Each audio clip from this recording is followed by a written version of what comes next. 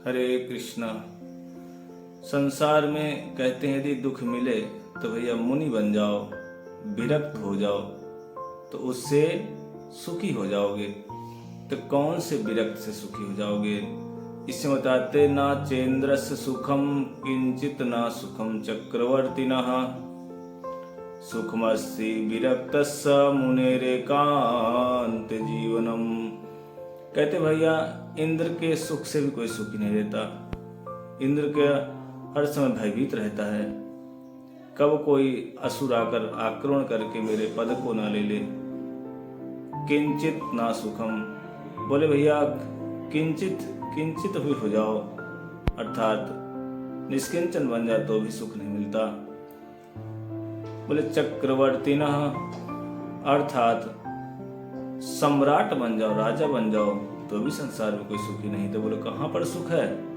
तो बोले सुखमस्ति विरक्तस्य मुनेरेकांत जीवनम। कहते हैं कि यदि सुखी होना चाहते हो तो विरक्त हो जाओ, मुनि बन जाओ। तो बोले भैया मुनि बन जाएंगे, कौन से मुनि बन जाए? कहते यदि एक संसार में निर्विशेष ब्रह्मज्ञानी भी संसार को त्यागता है, कहता संसार कैसा है? बोले ये मायामय संसार है, नैति नैति नैति, इसको छोड़ो उसको छोड़ो, सब छोड़ने की बात करता है। दूसरा विरक्त कौन होता है? बोले योगी होता है। योगी कहता है आप योग मार्ग में से ही अवलंबन करके, अर्थात संसार को वो भी अनित्य मानता है। जबकि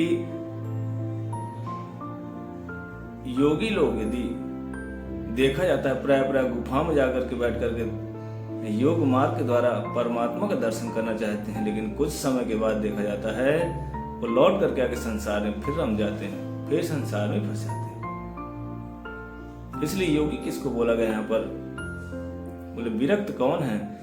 बोले विरक्त एकमात्र यदि कोई है, हमारे श्री भक्ति रसामत सिंधु में श्री रूप गोस्वामी जी कहते हैं अनासक्त विषयान यथा अरहम उपयुंजितः निर्बंधा कृष्ण संबंधे युक्तम वैराग्य उच्यते।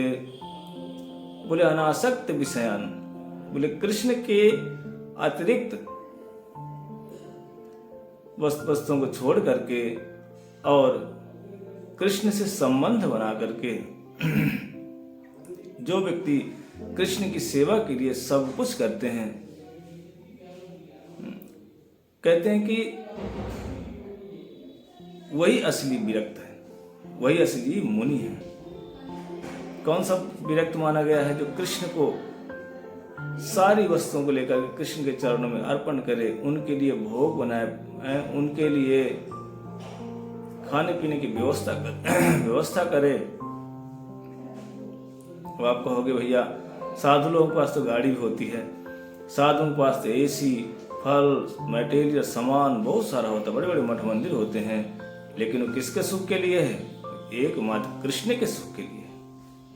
उसमें उनका अपना कोई सुख नहीं होता।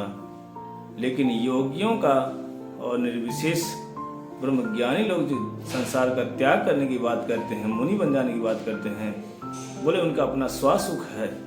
लेकिन यहाँ पर भक्तों में अपना स्वासुख नहीं है, अपना पर्सनल सुख नहीं है। उनका एक ही मात्र सुख है कि भगवान की सेवा करके भगवान प्रसन्न रहें, भगवान की कैसे सेवा करें हम। इसलिए सच में भक्त लोग भी त्याग करते हैं, लेकिन उनका त्याग कैसे है? बोले वो भी संसार की अनित्य वस्तुओं को त्यागते हैं, अनित्य अर्थात जो भगवत सेवा के उपयोगी नहीं उनको त्याग करते हैं। तो असली त्याग कौन सा है? जो संसार में कृष्ण की सेवा में जो वस्तुएं नहीं लगती उनका त्याग कर देना। बोले ये भी गौण लक्षण है। बोले मुख्य लक्षण क्या है? बोले हर किसी न किसी वस्तु को लेकर के ठाकुर की सेवा में अर्पण कर देना। बोले यही असली विरक्त है, यही असली मुनि है। इसलिए भक्त से बढ़ करके, अर्थात कोई वस्तु कृष्ण के चरण में अर्पण करना, कृष्ण की सेवा के लिए रात दिन चिंतन करना, बोले यही एकांतिक मुनि है। इसलिए जितनी भी संसार की वस्तु भगवान की सेवा में अर्पण करना, अपने कानों को, अपनी आंखों को, अपने मुख को सब अपने हाथों से पैरों से ठाकुर की सेवा के लिए प्रयास करना, रात दिन चिंतन करते रहना। बोले ये भी एक मुनि है। लेकिन उत्तम मुनि कौन है? बोले भक्ति ही, कृष्ण भक्ति ही उत्तम मुनि है, और कृष्ण भक्ति ही परम परम विरक्त है। इसीलिए असली विरक्त कौन है? बोले कृष्ण भक्ति ही असली विरक्त है, असली मुनि है। इसलिए जितनी वस्तु है संसार की, सब ठाकुर की सेवा के लिए है, कुछ भी त्यागने के लिए हमारे पास नहीं है। इसलिए जिसकी जो वस्तु उसी को अर्पण कर देना। अब एक उदाहरण देकर समझाते हैं। यदि एक व्यक्ति किसी घर में नौकर है और मालिक को फल भी चाहिए, मालिक को पानी भी चाहिए, मालिक को खाना पीना भी चाहिए।